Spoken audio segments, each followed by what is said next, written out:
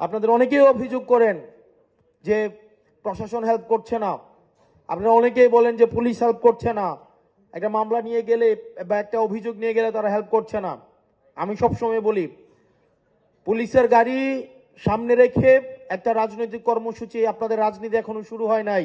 যেদিন পুলিশের গাড়ি পিছনে থাকবে সেই দিন হচ্ছে আপনাদের মূলত রাজনীতি শুরু হবে। আপনি যদি মনে করেন প্রশাসনিক সহায়তা করলে আপনার রাজনীতি আগাবে আর এখন আগাবে না, তাহলে আপনি ভুল রাজনীতি করছেন। আপনাকে আত্মনির্ভরশীল হইতে হবে, নিজের পকেটের টাকা খরচ করে আপনাকে রাজনীতি করতে হবে।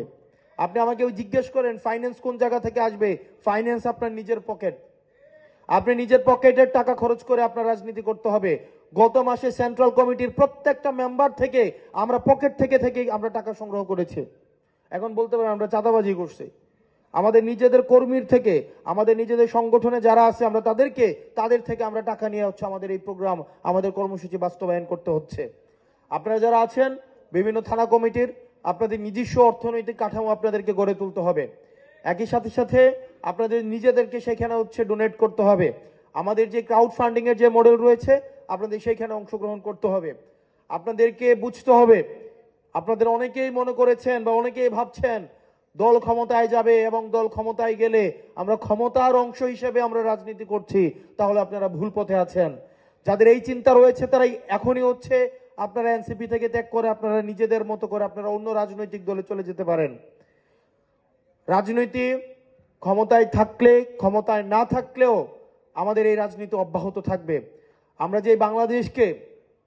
আমরা যে একটা বেটার বাংলাদেশ, যে বাংলাদেশে বৈষম্যহীন একটা বাংলাদেশ উপহার দিতে চাই, সেই বৈষম্যহীন বাংলাদেশ উপহারের যাত্রা আমাদেরকে অব্যাহত থাকবে।